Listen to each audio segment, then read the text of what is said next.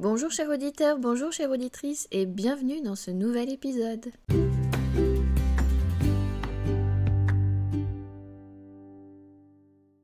Aujourd'hui, dans ce nouvel épisode, je vais vous parler des cercles que je propose avec les 13 mères originelles, donc les 13 gardiennes, où l'on découvre une gardienne, une mère, un enseignement sur chaque mois de l'année. Donc c'est toujours de janvier de l'année en cours à janvier de l'année suivante.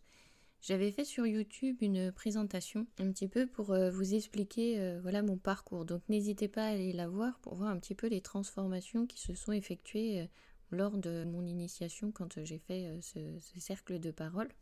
Et aujourd'hui, je ne vais pas parler de moi, je vais plutôt m'orienter sur qu'est-ce que ça peut vous apporter en fait de venir à ces cercles, que ce soit en ligne, en présentiel, et un petit peu aussi comment ça se déroule. Donc voilà, je vais faire un petit peu un mixte des deux. Je vais vous expliquer comment ça se passe pour les cercles de femmes, donc réservés aux femmes, les cercles mixtes, parce que je vais ouvrir cette année aussi aux hommes, que je trouve que l'enseignement que les gardiennes nous ont légué sont valables pour tout le monde. Mais en même temps, je garde des cercles de femmes parce que parfois, il y a des femmes qui préfèrent partager uniquement entre femmes. Donc il y aura les deux possibilités et ce sera aussi et en ligne et en présentiel. Alors en ligne, ce sera uniquement sur une demi-journée, donc ce ne sera pas une journée complète. Je vous laisserai en autonomie pour faire les activités proposées parce qu'il y a toujours des activités reliées à l'enseignement de la gardienne. Et donc là, vous serez absolument en autonomie, libre de faire ou pas. Ça après, ça dépend de votre engagement, pourquoi vous vous engagez. Et c'est un peu un engagement envers vous-même. Donc là, à ce moment-là, vous serez libre. Par contre, en présentiel, là, c'est sur la journée entière et effectivement, on va effectuer ces petites activités ensemble. Donc, je vais un petit peu vous dire tout ça, mais surtout en accent sur qu'est-ce que ça peut vous apporter et en fait, pourquoi venir à ce genre de cercle. Qu'est-ce que c'est aussi un cercle de parole, comment ça s'organise, pourquoi on y va, avec quelle intention, qu'est-ce qu'on peut y mettre, voilà un petit peu tout ça, pour que vous voyez un petit peu l'intérêt de vous inscrire et de vous lancer dans ce processus pour vous en fait, pour accéder un petit peu à votre vérité, voilà, vous aussi. Donc on va voir tout ça aujourd'hui dans cet épisode.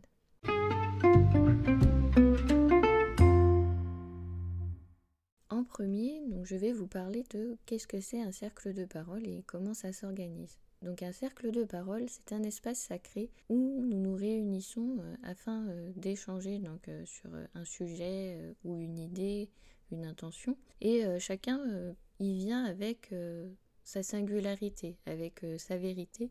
Et les échanges se font toujours dans le respect de chacun et de chacune et des croyances de chacun, de chacune, des pratiques de chacun, de chacune. C'est un moment de partage et d'ouverture. Donc c'est vrai qu'avant, dans les anciennes civilisations, on se réunissait comme ça en cercle de parole et c'était surtout une même tribu. Donc nous venions tous du même endroit, on avait un petit peu tous le même fil conducteur, chacun avait son rôle dans cette tribu, dans cette communauté et chacun était reconnu pour ça.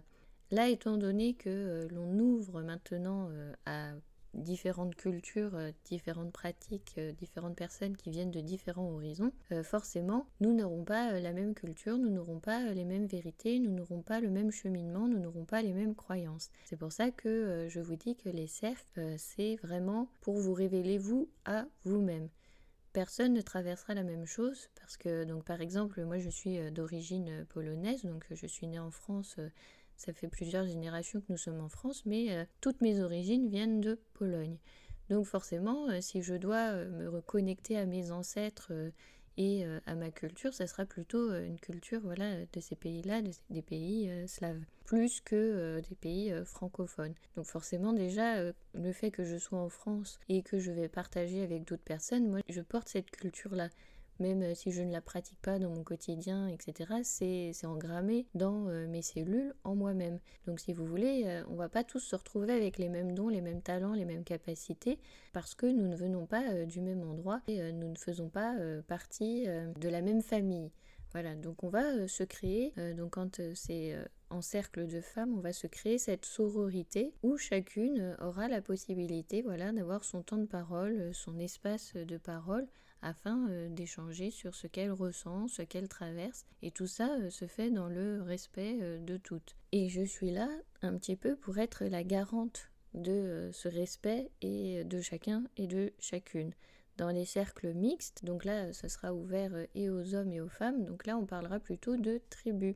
On va créer une petite tribu, on va quand même se suivre sur un an. Donc effectivement, il va y avoir un processus de transformation assez riche. Déjà, en un an, sans faire de cercle de parole, sans rien faire, vous voyez bien qu'il y a une évolution, que vous changez, que vos pensées peuvent se modifier, que vous avancez sur votre chemin, votre parcours. Donc en travaillant sur vous-même sur un an, forcément, vous vous rendez bien compte qu'il y a des choses qui vont changer. Parce que là, on va vous amener en plus à réfléchir à des sujets, à réfléchir à ces sujets, à réfléchir du coup sur vos valeurs, ce que vous croyez vraiment. On va aller un petit peu creuser tout ça.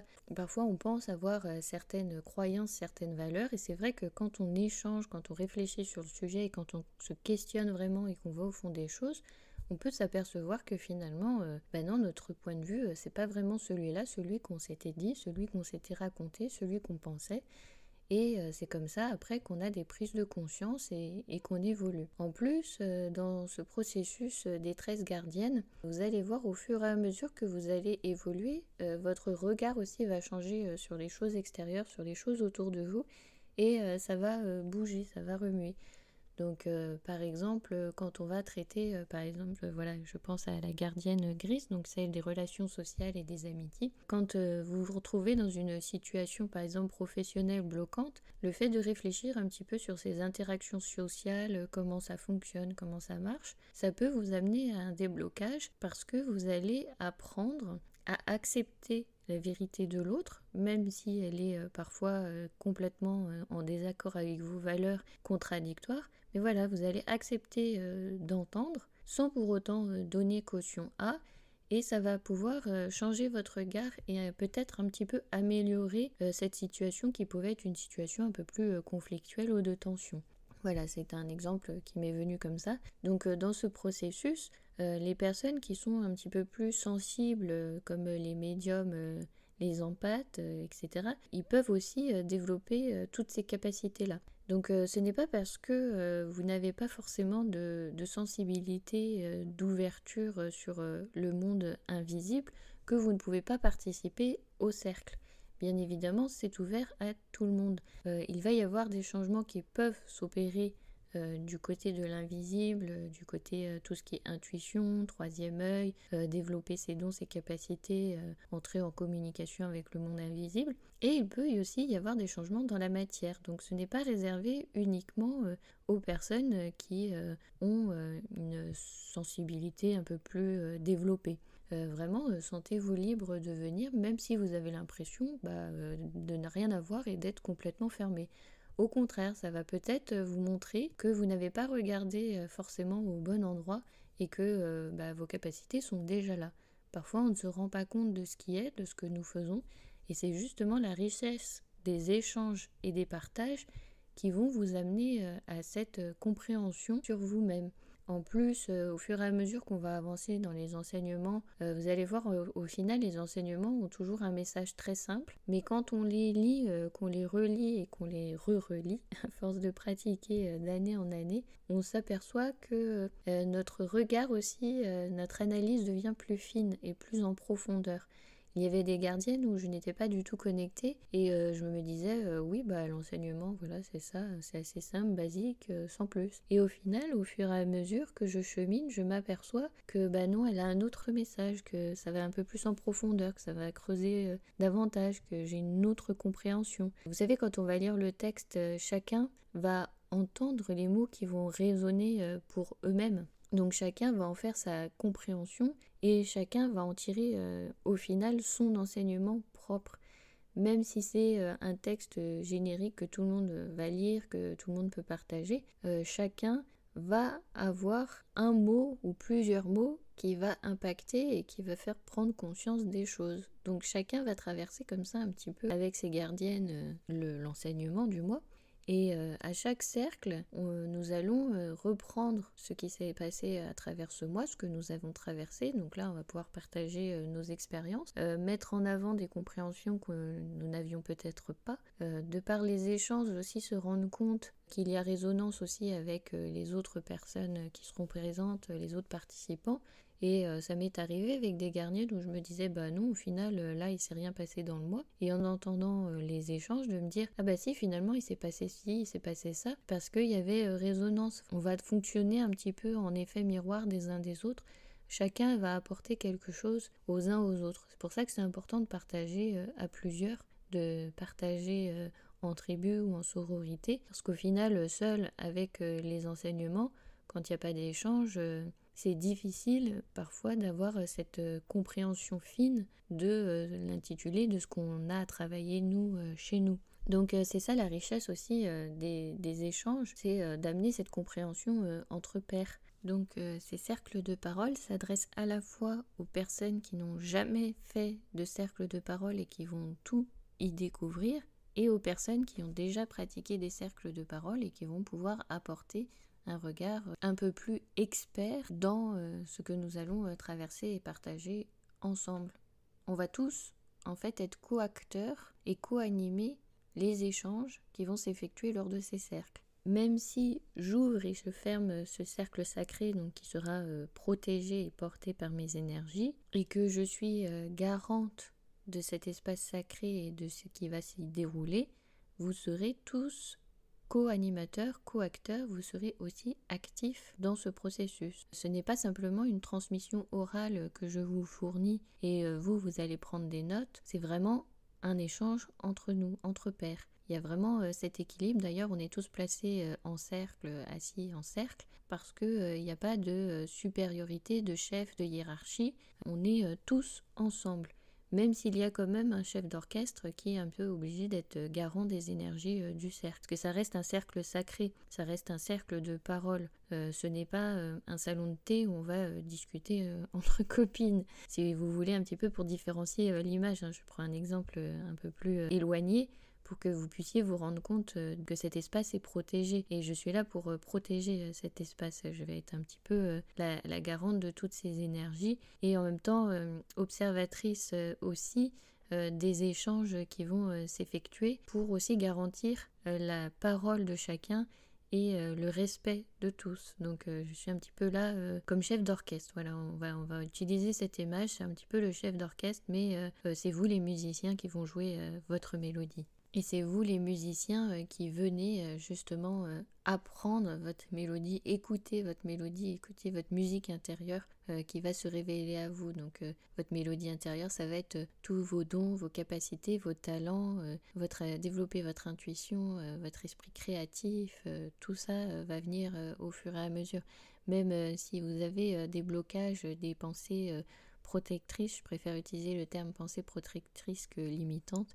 Même si vous avez des pensées protectrices qui vous disent non, je n'ai aucun talent, je n'ai aucune capacité, si vous êtes là, vous avez forcément quelque chose à apporter. Même si vous avez l'impression que c'est rien que le fait d'être là, rien que votre présence, ça fait beaucoup. Et c'est là où l'aventure peut être chouette, parce que justement, pour vous, vous allez découvrir vos talents, vos capacités et ce que vous pouvez apporter aux autres, même dans la matière, même si je vous dis, même si vous n'avez pas de capacité dans le monde invisible, vous apercevoir que finalement, vous avez aussi votre rôle à jouer ici.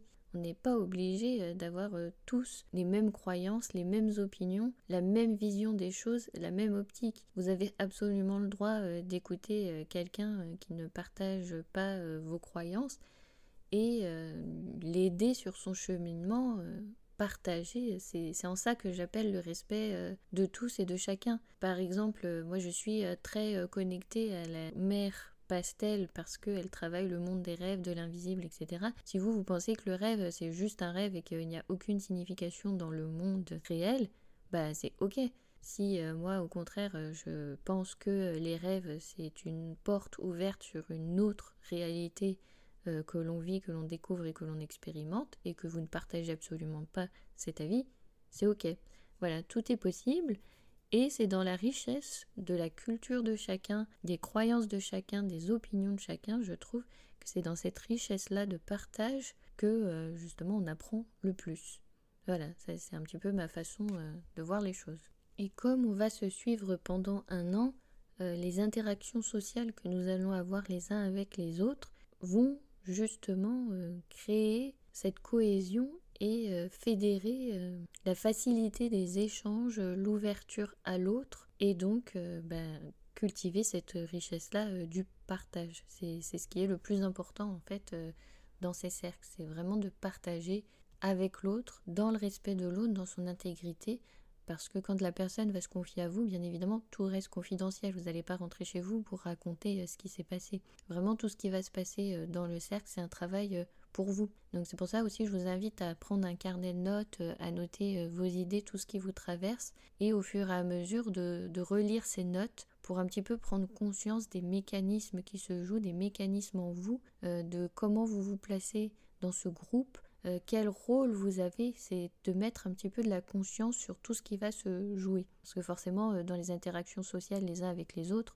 il va se jouer différents personnages. Vous allez vous rendre compte des différents filtres que vous utilisez. Le personnage un peu comique, celui qui prend beaucoup la parole, celui au contraire qui n'ose pas prendre la parole. Vous voyez, vous allez voir un petit peu vos processus et essayer de prendre conscience de ces processus, de ces mécanismes, de pourquoi vous les mettez en place pour vous révéler, prendre conscience de qui vous êtes vraiment et qu'est-ce que vous voulez montrer aux autres, qu'est-ce que vous voulez changer. Si par exemple vous n'osez pas prendre la parole et que vous avez décidé de vous challenger un petit peu parce que maintenant vous avez envie de prendre la parole, de vous exprimer, eh bien vous allez travailler ça et regarder un petit peu comment vous placez, comment vous positionnez quand vous devenez orateur, comment se positionne votre corps, comment s'exprime votre débit de parole, si vous êtes plutôt stressé, si vous êtes plutôt à l'aise, voilà, et vous allez travailler sur ça et vous allez cultiver cette conscience-là pour améliorer les choses pour vous. Donc là, c'était juste un exemple, voilà,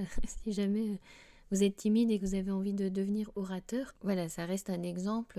On n'est pas tous timides et on ne veut pas tous devenir orateur, hein, bien évidemment.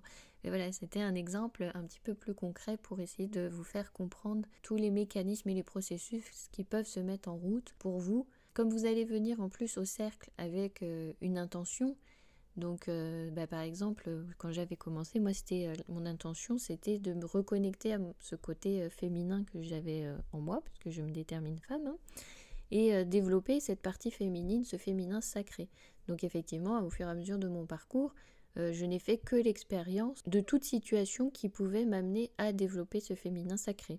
J'avais posé cette intention-là, donc c'est ce qui s'est présenté à moi. En plus de développer toutes mes capacités intuitives dans le monde invisible, j'avais surtout à la base cette intention de reconnecter ce côté féminin en moi. Dans les cercles en plus mixtes, ça va être très intéressant de travailler cette relation du féminin sacré avec ce masculin sacré. Voilà, d'avoir des échanges entre personnes de sexes différents avec respect de chacun dans son espace sacré. Parce que c'est aussi une prise de risque, hein, les cercles mixtes, parce que ça va devoir créer cette cohésion avec nos différences, donc de polarité plutôt masculine-féminine. Après, ça dépend des gens, on n'est pas forcément obligé d'être un homme pour avoir une polarité masculine qui s'exprime plus, comme on n'est pas obligé d'être une femme pour avoir la polarité féminine qui va s'exprimer plus. Ça va être créer cet équilibre en chacun de nous pour pouvoir nous connecter et nous retrouver avec ces différences, ces ressemblances au final que nous portons tous. Donc ça va être très très riche aussi dans ces cercles mixtes de pouvoir tester ces deux polarités et de pouvoir faire en sorte qu'elles s'entendent, se recoupent dans le respect.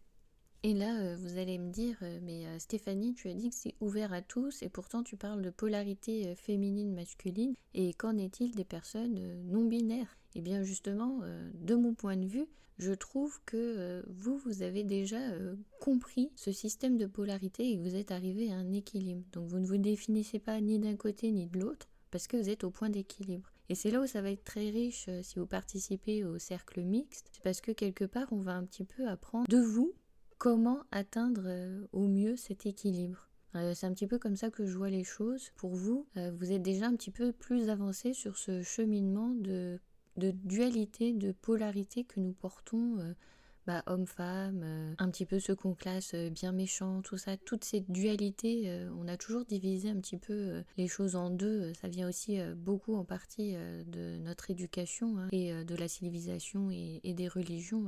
Du coup, le bien contre le mal, homme-femme, toutes ces séparations. Eh bien, je trouve que vous avez atteint une certaine sagesse et un certain équilibre. Donc, si vous vous sentez de venir partager, d'exprimer aussi votre point de vue, forcément, vous êtes les bienvenus parce que on va vraiment apprendre de vous. Le podcast vous donne un petit peu un aperçu de ma sensibilité, de mon ouverture, de ma vérité, un petit peu comment j'envisage les choses dans ce cercle.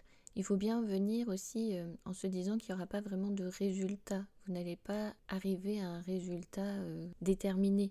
Comme c'est un chemin, un parcours vers soi, vers soi-même, pour soi-même, il n'y a pas de but, il n'y a pas de réel résultat, il n'y aura pas de compétition. C'est vraiment une ouverture. Et venez avec cette ouverture d'apprendre. D'apprendre pour vous, d'apprendre sur vous, d'apprendre sur vos mécanismes, votre fonctionnement, à travers ce que vous allez expérimenter avec les autres. Voilà, c'est un petit peu comme ça que ça va se mettre en place. Donc je vous ai à la fois un peu présenté qu'est-ce que c'est un cercle de parole, un cercle sacré où chacun y trouve sa place et en même temps un petit peu ce que ça va vous apporter. Donc là, je vais un petit peu essayer de vous présenter de façon générale ce que l'on va faire dans ces cercles. Donc le matin, c'est plus sur un tour de parole sur l'enseignement du mois d'avant, ce que l'on aura traversé. On va effectuer la fermeture aussi de cet enseignement précédent qui vient avec à chaque fois la nouvelle lune. Donc il y aura une clôture, partage sur le mois qu'on a traversé et on clôture, pour ensuite ouvrir le nouvel enseignement avec la nouvelle gardienne qui arrive avec cette nouvelle lune. Donc généralement on se rassemble autour des nouvelles lunes aussi selon l'emploi du temps et la disponibilité de chacun. Donc le matin, c'est surtout des temps de parole et d'échange sur ces apprentissages, ce que l'on a traversé, notre expérimentation, notre vérité, et en même temps le nouvel apprentissage, ce nouveau regard.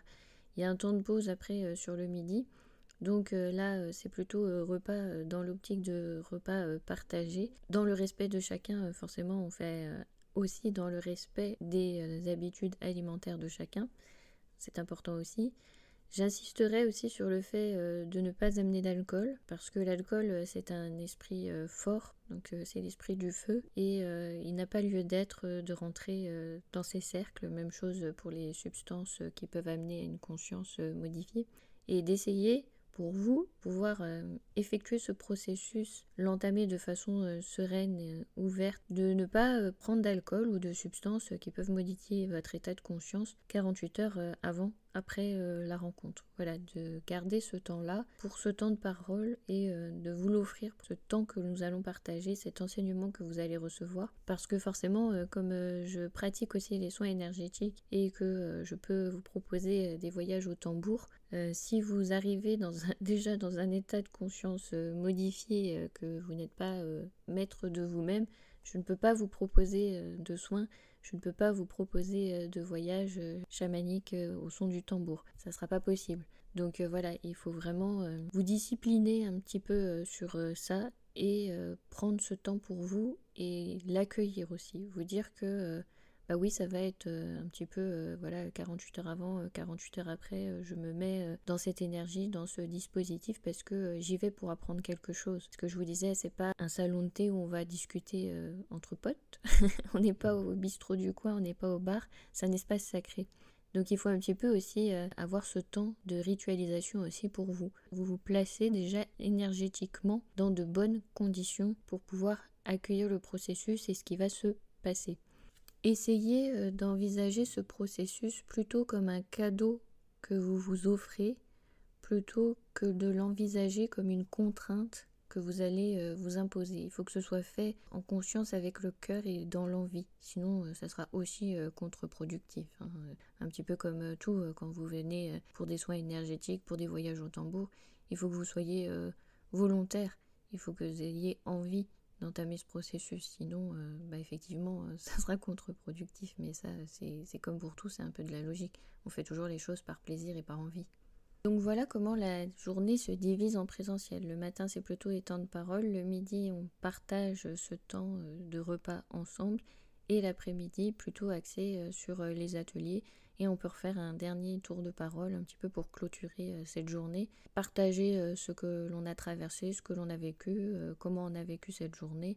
Voilà un petit peu le mot de la fin jusqu'à la prochaine rencontre. Après, effectivement, je pourrais vous donner aussi des choses à faire à la maison. Si en plus vous en ressentez le besoin ou si vous avez des demandes pour des méditations, etc., je peux vous proposer aussi des exercices à faire chez vous. Voire même si vous venez me demander en individuel, je peux vous proposer pour vous de façon aussi individuelle. Ça reste aussi ouvert à la discussion à ça.